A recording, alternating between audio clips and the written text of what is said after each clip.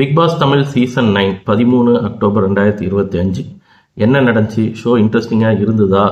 நீங்கள் எதிர்பார்த்த மாதிரி பிக் பாஸ் வீட்டில் இருக்கிறவங்க சூப்பர் டீலக்ஸ் ஹவுஸை வந்து டிஸ்டர்ப் பண்ணாங்களா? அங்கே உள்ளே இருந்த ஆளுங்களை வெளியே கொண்டு வந்தாங்களா இல்லையா? யார் யார் நாமினேஷன் ப்ராசஸில் போனாங்க? நேற்று எபிசோட் பொதுவாக எப்படி இருந்தது அப்படின்றத இந்த வீடியோவில் நம்ம பார்க்கலாம். ஸோ நேற்று பார்த்தீங்க அப்படின்னா ஸ்டார்ட் ஆன உடனேயே எல்லாருக்கும் ஒரு சின்ன ஒரு டவுட்டு, எப்படா நம்ம வந்து சூப்பர் டீலக்ஸ் ஹவுஸில் இருக்கிறவங்கள வெளியே கொண்டு வரது, என்ன பண்ணலாம், எந்த மாதிரி பண்ணால் இவர்களை வெளியே கொண்டு வர முடியும்ன்ட்டு பிக் பாஸ் ஹவுஸில் இருக்கிறவங்க வந்து யோசிக்க ஆரம்பிக்கிறாங்க. ஸோ யோசிக்க ஆரம்பிக்கும் போது அதுக்கு முக்கியமான பங்களிப்பை கொடுக்கறது யாருன்னு பார்த்தீங்கன்னா கனி அவங்க தான் என்ன பண்ணுறாங்கன்னா, நம்ம வந்துட்டு சத்தம் போட்டு உள்ளே இருக்கிறவங்க வந்து எழுப்பணும், டிஸ்டர்ப் பண்ணணும், டிஸ்ட்ராக்ட் பண்ணணும். ஸோ இந்த மாதிரி அவங்கள ரொம்ப நம்ம வந்து கஷ்டப்படுத்திக்கிட்டே இருந்தோம் அப்படின்னா அவங்க தானாக வெளியில் வந்துடுவாங்க, நம்ம பிரச்சனை முடிஞ்சிடும் அப்படின்னு சொல்லி பிளான் பண்ணுறாங்க. ஸோ இந்த பிளான் பண்ணும்போது இவங்க எல்லாருக்கிட்டையும் டிஸ்கஸ் பண்ணுறாங்க. எல்லாருக்குமே ஓகேவா இல்லையா அப்படின்றத வந்து தெரிஞ்சுட்டு அதுக்கப்புறமா நம்ம வந்து இதை எக்ஸிக்யூட் பண்ணுவோம் அப்படின்னு சொல்லி பேசும்பொழுது இந்த இடத்துல நான் நோட் பண்ண ஒரு சில பாயிண்ட்ஸ் என்ன அப்படின்னா, இந்த எஃப்ஜேயோட வார்த்தைகள். கம்ருதீன் வந்து நேற்று ஷோவில் பார்த்தீங்கன்னா டோட்டலி சைலண்ட்டு. அவர் வந்து அக்ரஷனாகவும் இல்லை, அவர் வந்து எந்த வார்த்தைகளையும் விடவும் இல்லை, எதுவுமே இல்லை, அமைதியாக இருந்தார். ஆனால் இப்போ நம்ம நோட் பண்ண வேண்டிய அந்த ஒரு இந்த மாதிரியான ஒரு எச்ச புத்தி யார்கிட்ட இருக்குது அப்படின்னு பார்த்தீங்கன்னா எஃப்ஜே கிட்ட தான் இருக்குது. உடனே பசுக்குன்னு பேசிக்கிட்டே இருக்கும்போது கனியை பார்த்து பைத்தியம் மாதிரி பேசுறீங்க, லூஸ் மாதிரி பேசுறீங்கன்ட்டாரு. உடனே கனி ஒரு செகண்ட் ஷாக் ஆகிட்டு அவன் சொன்ன வார்த்தையால் டிஸ்ட்ராக்ட் ஆவாங்க. அதாவது ஒரு செகண்ட் அவங்க வந்து என்னடா இவன் இப்படி பேசுகிறானே அப்படின்ற ஒரு எண்ணம் அவங்க ஃபேஸில் தெரியும். ஏன்னா எஃப்ஜேவும் சபரி அதுக்கப்புறம் கனி 3 பேரும் தான் உட்காந்து விவாதிச்சுட்டு இருப்பாங்க. சபரிக்கு வந்து கனி சொன்ன விஷயத்தில் ஒரு உடன்பாடு இருக்காது. அவர் என்ன சொல்வார் அப்படின்னா, நீங்கள் சொல்கிற விஷயத்த அவங்க என்ஜாய் தான்க்கா பண்ணுவாங்க, இதை போய் எப்படி அவங்க சீரியஸாக எடுத்துக்க போகிறாங்க அப்படின்னு சொல்லி சபரி சொல்வார். ஸோ அந்த வார்த்தையை வந்து திரும்ப திரும்ப பேசிகிட்டு இருக்கும்போது எஃப்ஜே உள்ளே இருந்துட்டு திடீர்னுட்டு கனியை அவங்கள பார்த்து நீங்கள் என்ன லூஸ் மாதிரி பேசிகிட்டு இருக்கீங்க அப்படின்னு சொல்லுவார். அது மட்டும் கிடையாது, இந்த டிவியில் டெலிகாஸ்ட் ஆகாத ஒரு எபிசோடில் பாருன்னா வியானாவையும் கொஞ்சம் அசிங்கமாக பேசியிருக்கிறாரு. அது வந்து வியானாவை ரொம்ப ஹர்ட் பண்ணியிருக்கு. அது வந்து டிவியில் டெலிகாஸ்ட் ஆகலை, பட் 24/7 எபிசோடில் டெலிகாஸ்ட் ஆகி நிறைய சோசியல் மீடியாஸில் அதை பற்றி போட்டிருக்காங்க. அதை எக்ஸ்பிளைன் பண்ண வேண்டாம்னு நினைக்கிறேன். அது ஒரு மாதிரி அசிங்கமாக பேசியிருப்பார், ரொம்ப அசிங்கமாக பேசியிருப்பார். ஸோ இப்போ பார்க்கும்போது இருக்கிறதுலையே மோசமான வார்த்தைகளை விடக்கூடிய ஒரு நபராக வந்து எஃப்ஜே மட்டும்தான் இருக்கார் இப்போதைக்கு நேற்று எபிசோடை வச்சு பார்க்கும் பொழுது. சரி, இந்த கனியோட ஐடியா எக்ஸிக்யூட் ஆச்சா இல்லையா? கனி சொன்ன மாதிரி எல்லாருமே என்ன பண்ணுறாங்கன்னா, உள்ளே போயிட்டு சூப்பர் டீலக்ஸ் கதவை ஓப்பன் பண்ணிவிட்டு எல்லாரும் கத்த ஆரம்பிக்கிறாங்க. எஃப்ஜே என்ன பண்ணுவார்னா பாத்திரத்தை டிங்கி டிங்கி டிங்கி டிங்கின்னு அடிப்பார். உள்ளே வந்து ஒரு சிலருக்கு தலைவலிக்க ஆரம்பிக்கும், ஒரு சிலருக்கு ரொம்ப இரிட்டேட் ஆவாங்க, அமைதியாயிருன்னு சொல்லுவாங்க, யாரும் கேட்க மாட்டாங்க. ஸோ எல்லாருமே கத்த ஆரம்பிச்சிருவாங்க. எல்லாரும் எழுந்துருவாங்க. ஆனால் யாரும் வெளியில் வர மாட்டாங்க. ஏன்னா கடைசி நம்பர் வரைக்கும் வெளியில் வந்தால் மட்டும்தான் உங்களுக்கு வந்து வேக்கப் சாங் வந்து ஸ்டார்ட் ஆகும். அப்போ தான் உங்களால் என்ன பண்ண முடியும், ஸ்டவ் ஆன் பண்ண முடியும், அதுக்கப்புறம் ஓவன் வந்து ஆன் ஆகும், ஃப்ரிட்ஜுக்குள்ளேருந்து திங்ஸ் எடுக்க முடியும். இந்த 3 கண்டிஷன்ஸ் கிச்சனுக்கு இருக்குது.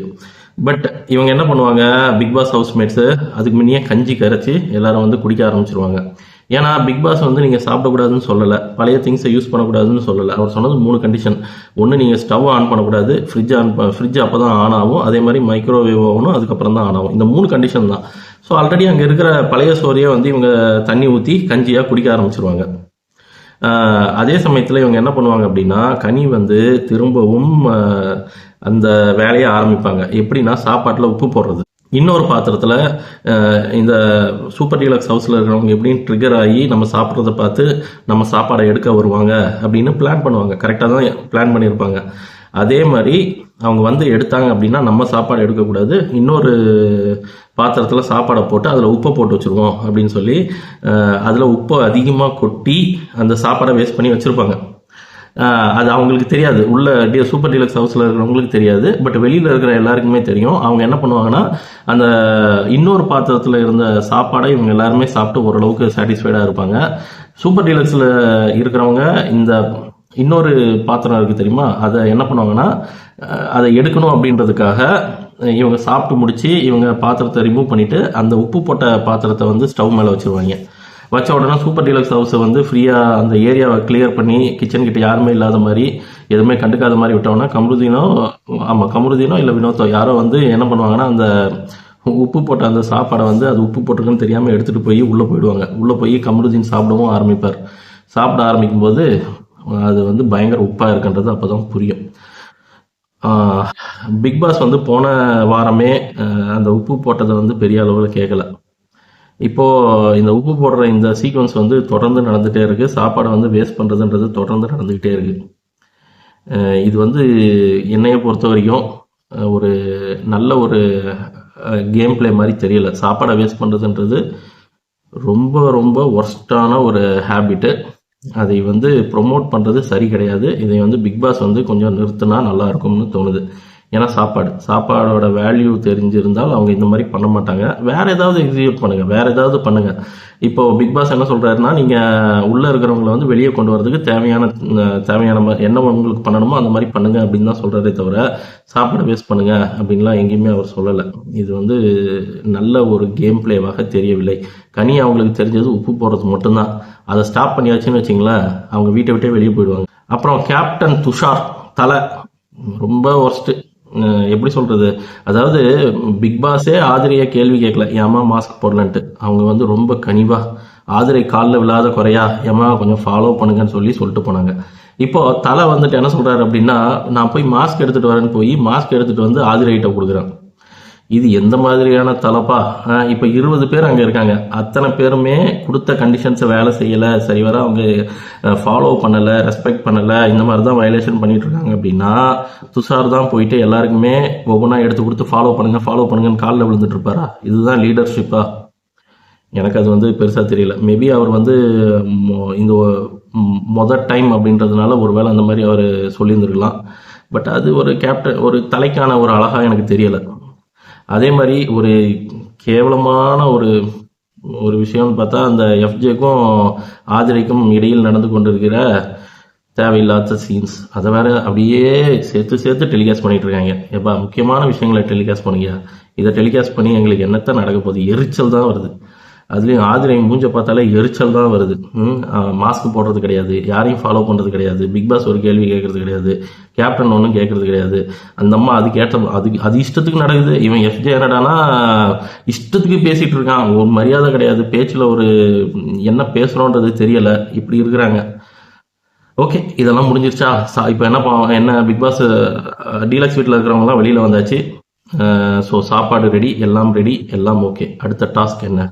இப்போ தான் வந்து டாஸ்க் நடக்குது. செகண்ட் டாஸ்க் என்ன அப்படின்னா, பிக் பாஸ் ஹவுஸ்மேட்ஸ் அவங்களுக்கும் சூப்பர் டீலக்ஸ் அவங்களுக்கும் வந்து ஒரு காம்படிஷன் நடக்கும். மூணு பேர், ரெண்டு சைடில் வந்து மூணு பேர் வந்து பிக் பாஸ் வந்து ஒரு ஸ்கிட்டு கொடுப்பாரு. படத்தில் உள்ள ஒரு டைலாக்கு, அதை வந்து பேசி யார் கரெக்டாக பண்ணுறாங்களோ, யார் ஜெயிக்கிறாங்க, எந்த டீம் சூப்பர் டீலக்ஸ் ஹவுஸா இல்லை வந்து பிக் பாஸ் ஹவுஸ்மேட்ஸ் வின் பண்ணுறாங்களான்னு பார்க்கணும். In case Bigg Boss housemates win பண்ணியாச்சுன்னா சூப்பர் டீலக்ஸ் ஹவுஸுக்கும் பிக் பாஸ் ஹவுஸுக்கும் ஸ்வாப்பிங் நடக்கும்.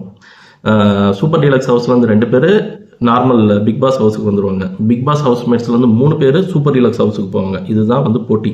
ஸோ இந்த போட்டியில் யார் வின் பண்ணுவாங்க அப்படின்னு பார்த்தீங்கன்னா, so Bigg Boss housemates win பண்ணிடுவாங்க. ஸோ அந்த இடத்துலையும் ஒரு சண்டை நடக்கும். இப்போ அந்த ஜட்ஜாக யார் இருப்பாங்க தெரியுமா? ஒன்று எஃப்ஜே இருப்பாங்க, இன்னொன்று வந்து வியானா இருப்பாங்க. இவங்க 2 பேரும் இல்லை, எதுக்கு இவங்க போய் இந்த பார்வதி அதுக்கப்புறம் இந்த திவாகர் இவங்க உக்காந்துருக்கிற இடத்துல போய் உக்காந்தாங்கன்னு தெரியாது. அந்த இடத்துல இவங்களுக்குள்ள சண்டை. கரெக்டாக பிரவீன்ராஜ் வந்து ஸ்கிட்டு ப்ளே பண்ணணும்னு வரும்போது எஃப்ஜேக்கும் வியானாக்கும் பார்வதிக்கும் திவாகருக்கும் சண்டை நடக்கும்.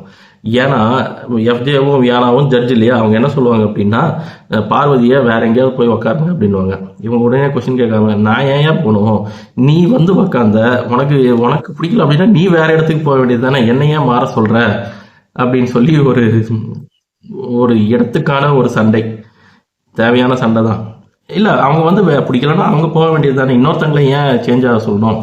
என்ன பண்ணுவாருன்னா, அந்த அவரோட ஸ்கிட்டு முடிஞ்சதுக்கப்புறமா அவர் சரிவர பெர்ஃபார்ம் பண்ணியிருக்க மாட்டார். பெர்ஃபார்ம் பண்ணாத உடனே போய் திவாகர்கிட்டையும் ஆர்ஜே பார்வதிகிட்டையும் தான் சண்டை போடுவார். அவர் ஏன் என்னை டிஸ்ட்ராக்ட் பண்ணீங்கன்ட்டு இவங்க 2 பேர்கிட்ட தான் கேள்வி கேட்பாரே தவிர அந்த எஃப்ஜே கிட்டேயும் வியானா கிட்டேயும் போக மாட்டாங்க.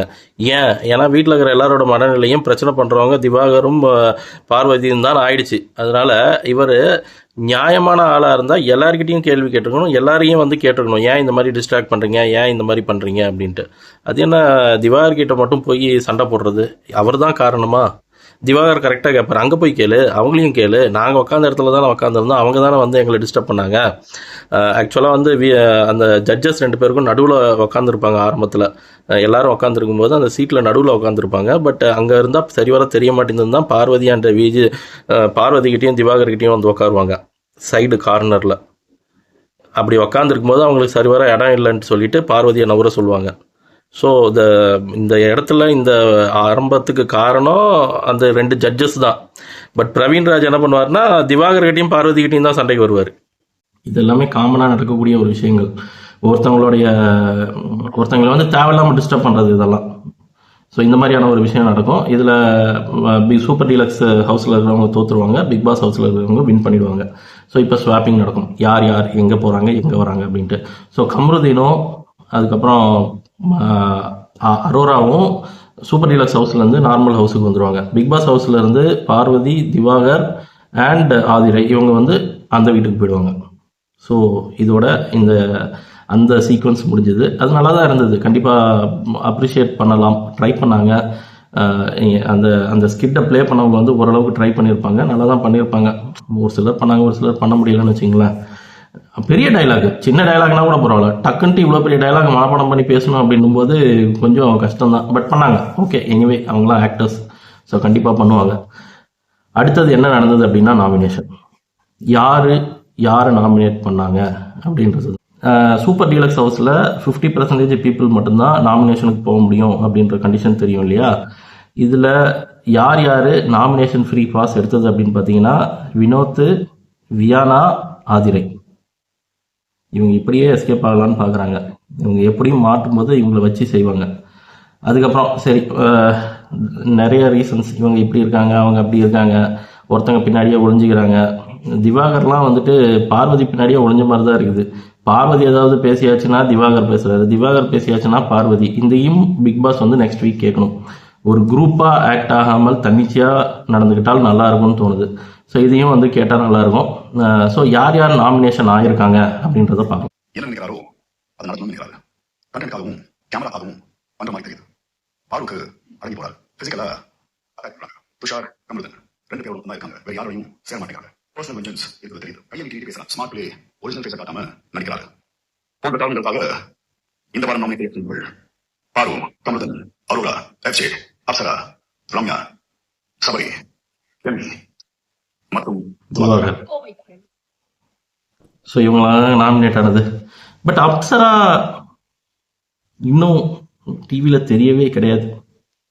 அவங்க என்னைக்கு தான் டிவியில் தெரிய போகிறாங்கன்னு எனக்கு தெரியல. அவங்க இருக்கிற இடமே தெரியல. நாமினேஷன்லாம் முடிஞ்சதுக்கு அப்புறமாட்டு அந்த கடைசி 5 நிமிஷம்னு சொல்கிறேன் இல்லையா, அங்கே தான் வந்து முக்கியமான விஷயங்களே நடக்குது.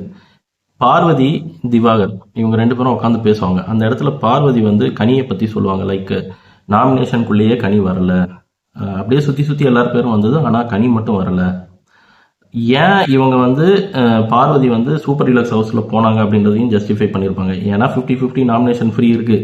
ஏற்கனவே இந்த வீட்டில் இருக்கிறவங்க எனக்கு எகென்ஸ்டாக தான் இருக்காங்க. ஸோ எல்லாருமே கண்டிப்பாக என்னை யூஸ் பண்ணுவாங்கன்னு தெரியும். அதனால அட்லீஸ்ட் இதுலையாவது எஸ்கேப் ஆகலான்னு நினச்சேன். அதுவும் முடியலை. அதுவும் ஒரு பாயிண்ட்டுக்காக தான் உள்ளே போனேன். அது மட்டும் இல்லாமல் புதுசாக ஒரு எக்ஸ்ப்ளோரேஷன் பண்ணலாம் உள்ளே போயிட்டு அப்படின்ற மாதிரி சொல்கிறாங்க.